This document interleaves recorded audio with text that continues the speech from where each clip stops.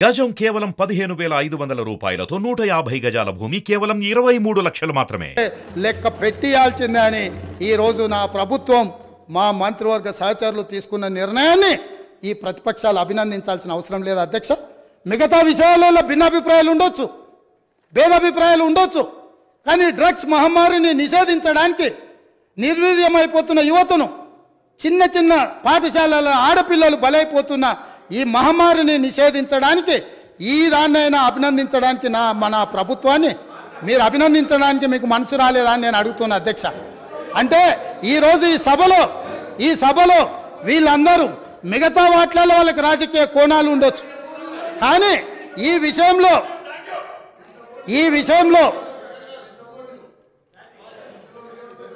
Running comment చేయకండి దయచేసి please.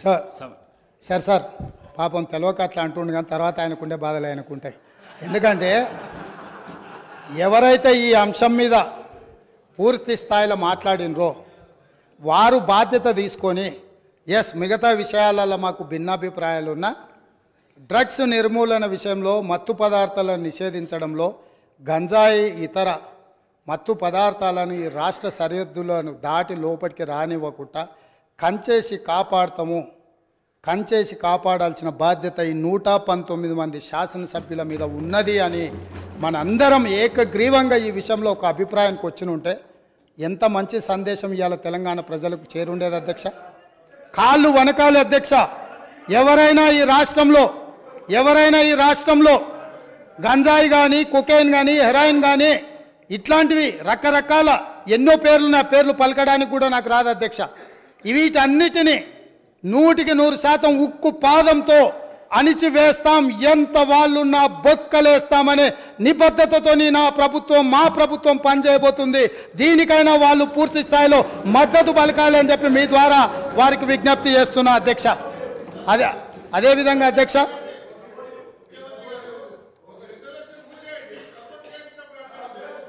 ఇప్పుడు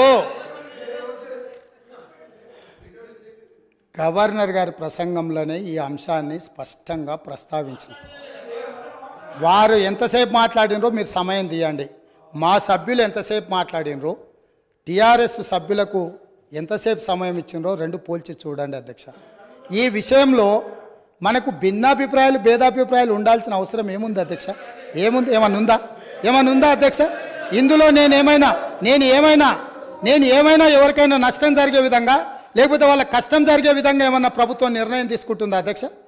ఇందులో కలిసి రావడానికి ఉన్న ఇబ్బంది ఏంది అధ్యక్ష? నాకు అర్థం కాలే. అందుకే వారికి అవసరమైతే ఇప్పుడు అడగట్లేదు అధ్యక్ష మైకు. ఒకవేళ ఇప్పుడు నేను ఇంతసేపు మాట్లాడినా మైక్ అడిగిన ఉంటే మీరు మైక్ ఇచ్చుంటే వారు వారు మాట్లాడడానికి మైకు తీసుకొని ముందుకు వస్తే ఇవ్వండి అధ్యక్ష. ఇది ఒక మంచి కాజ్ కదా, ఈ ఒక్క మంచి కాజ్కి వారిని ముందుకు వచ్చడానికి మైక్ ఇవ్వండి అధ్యక్ష. గౌరవ కేటీఆర్ గారు స్పీకర్స్ ఆయనకు బ్రేక్ తీసుకోవాలంటే బ్రేక్ తీసుకోమన్నాడు సార్, మాకేం అభ్యంతరం లేదు. మాట్లాడి అలసిపోయినట్టున్నారు, మాకేం అభ్యంతరం లేదు. కానీ అధ్యక్ష, వారేదో కొత్తగా ఏదో చేసినట్టు డ్రగ్స్ విషయంలో అధ్యక్ష, మా ముఖ్యమంత్రి గారు, మా గౌరవ పెద్దలు, మా పార్టీ అధ్యక్షులు, ఈరోజు లీడర్ ఆఫ్ ఆపోజిషన్ కేసీఆర్ గారు, వారు పాపం మరి ఫాలో అవుతారా లేదా వార్తలు నాకు తెలియదు, కానీ సివి ఆనంద్ గారు అనే అడిషనల్ డైరెక్టర్ జనరల్ ఆఫ్ పోలీస్ని టీఎస్ న్యాబ్ అనేది ఏర్పాటు చేసిందే మా ప్రభుత్వం. Telangana state anti narcotics bureau ఏర్పాటు చేసిందే మా ప్రభుత్వం. ఏర్పాటు చేయడమే కాదు, సివి ఆనంద్ గారిని అపాయింట్ చేయడమే కాకుండా దాదాపు 9 నెలల కిందటనే ఆ కార్యాచరణ కూడా ప్రారంభించి మొత్తం అన్ని జిల్లాల ఎస్పీలు, ఇప్పుడు వారు చెప్పారు కదా ముఖ్యమంత్రి గారు, మొత్తం ఒక పూచిక పుల్ల గదులొద్దు, అసలు గంజాయి అనేది కనబడొద్దు అనే మాట ఏదైతే వారు చెప్పినారు అధ్యక్ష. పంజాబ్ గురించి కూడా గొప్పగా చెప్పారు అధ్యక్ష. మరి పంజాబ్లో నిన్నమొన్నటి దాకా ఉన్నది కాంగ్రెస్ ప్రభుత్వమే అధ్యక్ష, వారు మర్చిపోయినట్టున్నారు. పంజాబ్ ఇవాళ మత్తులో మునిగిపోతోంది, యంగ్ విడోస్ అనేది అయితే మాట్లాడారో అక్కడ ఉన్నదంతా కాంగ్రెస్ ప్రభుత్వమే. ఉడతా పంజాబ్ అనే సినిమా వచ్చింది కూడా మీ కాంగ్రెస్ ప్రభుత్వంలో, అది కూడా తెలుసుకోండి అధ్యక్ష. భిన్నాభిప్రాయం ఉంది అన్నారు, ఎక్కడుంది అధ్యక్ష భిన్నాభిప్రాయం? అధ్యక్ష, మేము ఒకవేళ భిన్నాభిప్రాయం ఉంటే మా ప్రభుత్వం ఎందుకు పెడుతుంది అధ్యక్ష? Telangana state anti narcotics bureau ఎందుకు పెడుతుంది? ఎందుకు సివి ఆనంద్ లాంటి కాంపిటెంట్ ఆఫీసర్ని పెడుతుంది? సరే మీరు తీసేసింది ఇలా ఆయన, అది వేరే విషయం, కానీ సివి ఆనంద్ లాంటి కాంపిటెంట్ ఆఫీసర్ని ఎందుకు పెడతాం అధ్యక్ష? ఇంకో మాట అధ్యక్ష, ఇట్లాంటి విషయాలు ఇప్పుడు ఈరోజు కాదు అధ్యక్ష, ఇట్లాంటి విషయాల్లో గౌరవ ముఖ్యమంత్రి గారు ఆనాడు కేసీఆర్ గారు మరి షీ టీమ్స్ పెట్టినా, రాష్ట్ర ప్రయోజనాలకు సంబంధించి ఏ అంశం పెట్టినా, ఈరోజు డ్రగ్స్ విషయంలో మీరు మాట్లాడినా ఒక్క 100% కాదు అధ్యక్ష, 1000% మా పార్టీ నుంచి పూర్తి సహకారం ఉంటుంది ఈ విషయంలో. వారికి కన్ఫ్యూజన్ అవసరం లేదు, వారికి ఇంకేమైనా అనుమానాలు ఉంటే కూడా నేను చెప్తా ఉన్నా. భిన్నాభిప్రాయాలు అన్నారు, మేము అభిప్రాయం చెప్తే కదా అధ్యక్ష భిన్నాభిప్రాయం ఉండడానికి. అది మేమే చెప్పినాము, మేమే మా ప్రభుత్వం ఉన్నప్పుడే ఏర్పాటు చేసిన సంస్థ. ఇవాళ మీరు క్రెడిట్ తీసుకుంటా అనుకోవచ్చు, మాట్లాడితే మేనేజ్మెంట్ కోట అంటారు అధ్యక్ష. అధ్యక్ష, ఢిల్లీని మేనేజ్మెంట్ చేసి ముఖ్యమంత్రి పదవి తెచ్చుకున్న వ్యక్తి, ఢిల్లీని మేనేజ్ చేసి పీసీసీ పదవి తెచ్చుకున్న వ్యక్తి వాళ్ళ మేనేజ్మెంట్ కోట గురించి మాట్లాడితే అధ్యక్ష నేను అనలేదు అధ్యక్ష. ఇది కోమటిరెడ్డి వెంకటరెడ్డి గారు చెప్పినారు, పేమెంట్ కోట అని చెప్పినారు అధ్యక్ష. కాబట్టి ఇంకా ఆయన కూడా మాట్లాడితే బాగలేదు అధ్యక్ష, వారిని సవరించుకోమనండి. ముఖ్యమంత్రి గారు. అధ్యక్ష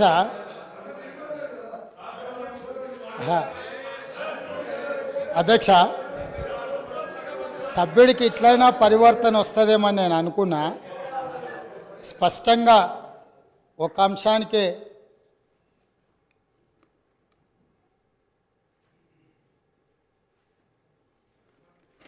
సభ్యుడు ఈ ఒక్క అంశానికే పరిమితమయ్యి స్పష్టంగా ముందుకొచ్చి ఇతర అంశాల పట్ల చర్చ జరగకుండా దీనికి మద్దతు ఇస్తారని నేను ఆశించిన.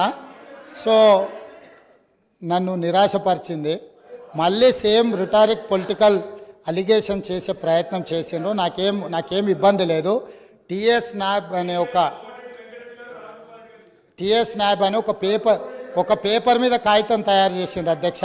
ఆ తయారు చేసిన దానికి సివి ఆనంద్ గారికి అడిషనల్ ఛార్జ్ మాత్రమే, హైదరాబాద్ కమిషనర్గా కొనసాగుతూ టిఎస్ నాబ్ డైరెక్టర్గా అడిషనల్ ఛార్జ్ వారు ఇచ్చిండ్రు. ఒక్క నిమిషం వస్తున్నా, అక్కడికి వస్తున్నారు. మీరే ఏర్పాటు చేసారు, ఏర్పాటు చేసిన దాంట్లో ఏమేం లేకుండా చేసిండ్రు కూడా అవి కూడా చెప్తాయి, ఎందుకంటే ఇక మీరు మొదలు పెట్టారు కాబట్టి మొత్తం చెప్పాలి కదా. సో అడిషనల్ ఛార్జ్ ఇవ్వడంతో ఆయన ఇక్కడ అక్కడ దృష్టి పెట్టలేకపోయింది. ఒకటి, వాళ్ళు ఒక స్టాఫ్ ప్యాటర్న్ వర్కౌట్ చేసి ఇచ్చారు. 301 మంది సిబ్బంది కావాలా, ఈ సిబ్బందిని అంతా మాకు ఇవ్వాలి, దీన్ని నిషేధించాలని ప్రభుత్వానికి నివేదిక ఇచ్చారు. 10% సిబ్బందిని కూడా వాళ్ళకి ఇవ్వలే. 29 కోట్ల రూపాయలు వాహనాల కొనుగోలు కానీ ఇతర ఆఫీస్కు సంబంధించిన అంశాలను మాకు ఏర్పరచుకోవడానికి 29 కోట్ల రూపాయలు బడ్జెట్ కావాలని రాష్ట్ర ప్రభుత్వానికి అడిగారు. ₹1 కూడా ఈ రోజు వరకు ఇవ్వలే. టిఎస్ నాబ్ అనే ఒక పేపర్ సంస్థను ఏర్పాటు చేసి దానికి అడిషనల్గా ఒక ఏడీజీ సిటీ కమిషనర్ గారిని పెట్టి ఆ సంస్థను నిర్వీర్యం చేసిండ్రు. కాబట్టి నేను అవన్నీ విమర్శల జోలికి వెళ్ళలే. కాకపోతే వారు ఇప్పుడు చెప్పిండ్రు కాబట్టి నేను ఇవన్నీ చెప్పాల్సి వస్తుంది. అందుకే ఈరోజు నేను ఫుల్ టైం ఏడీజీని దానికి వేసినాను.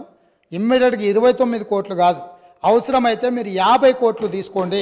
ఇది నా రాష్ట్ర భవిష్యత్తు, ఇది మన పిల్లల భవిష్యత్తు. ఇవాళ మన కుటుంబంలో మనం ఏ విజయం సాధించినా, ఏ స్థాయికి ఎదిగినా తెలిసి తెలియని వయసులో పిల్లలు ఇట్లాంటి వాటిన బారిన పడితే మన కుటుంబాలన్నీ కూడా ఆ దుఃఖాన్ని లెక్క కూడా పెట్టలేం. ఈరోజు ఎన్నో పాఠశాలల్లో ఈరోజు ఇట్లాంటి ఫిర్యాదులు వస్తున్నాయి. నేను వాటన్నిటి గురించి ఎక్కువ ప్రస్తావించదలుచుకోవాలి ఇక్కడ, ఎందుకనంటే వాళ్ళు ఎంతో రెప్యుటేషన్ ఎంతో కష్టపడి సంపాదించుకున్నారు. ఎవరి మీద ఎక్కడ ఏ పాఠశాలలలో ఏమి ఇబ్బందులు ఉన్నాయనే వివరాలు నేను ఇక్కడ సభలో చెప్పదలుచుకోలేదు. ఎందుకనంటే ఆ కుటుంబాలకు కానీ లేకపోతే ఆ పాఠశాలలకు కానీ కాలేజీలకు కానీ రెప్యుటేషన్ దెబ్బతింటుంది. గత ప్రభుత్వం పేపర్ మీద తెలంగాణ స్టేట్ యాంటీ నార్కటిక్ బ్యూరోను స్టార్ట్ చేసింది నిజం, దానికి ఒక హైరార్కీని డిసైడ్ చేసింది నిజం, దానికి అడిషనల్ ఛార్జ్ చేసి తూతూ మంత్రంగా చేసింది నిజం. వాళ్ళు 29 కోట్ల రూపాయలు అడిగితే ₹1 కూడా ఇవ్వండి నిజం.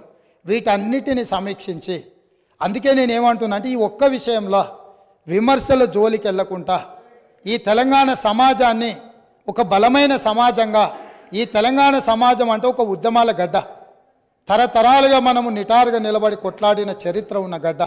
ఇవాళ ఈ గడ్డ మీద గంజాయి మొక్కలు మొలుస్తుంటే, గంజాయి వనాలు పెరుగుతుంటే ఎక్కడెక్కడోడో ఇక్కడికొచ్చి పక్క రాష్ట్రాల్లోడు పక్క దేశాల్లోడు వివిధ మాదక ద్రవ్యాలు ఇక్కడికి తీసుకొచ్చి మన పిల్లలకు నేర్పి మన పిల్లలు మన రాష్ట్ర భవిష్యత్తును నాశనం చేస్తుంటే ఇక్కడ కూడా మనం రాజకీయాలు చర్చించుకుంటూ ఉంటే సమాజం మనల్ని క్షమించదు. దయచేసి ఒక్క విషయంలో సభలో ఉన్న అన్ని పార్టీలను నేను విజ్ఞప్తి చేస్తున్నా, అది భారతీయ జనతా పార్టీ కావచ్చు, ఎంఐఎం కావచ్చు, సిపిఐ కావచ్చు, సభలో ప్రాతినిధ్యం లేని రాజకీయ పార్టీలకు కూడా నేను వేదిక మీద నుంచి విజ్ఞప్తి చేస్తున్నా, ఇది మన సమాజానికి పట్టిన చీడ పీడ, దీన్ని తొలగించడంలో పూర్తిగా నిషేధించడంలో మీ అందరి మద్దతు ఈ రాష్ట్ర ప్రభుత్వానికి అవసరం ఉన్నది. అవసరమైన సహకారాన్ని అందించాల్సిందిగా సభాపక్ష నాయకుడిగా మీకు అందరికీ విజ్ఞప్తి చేస్తున్నా అధ్యక్ష. అదేవిధంగా అధ్యక్ష, ఇంకా చాలా రోజులు మనం చాలా విషయాలు చర్చించుకోవాలి, మాట్లాడుకోవాలి. చాలా విషయాలు నేను ప్రస్తావించాలనుకున్న విషయాలు ఉన్నాయి.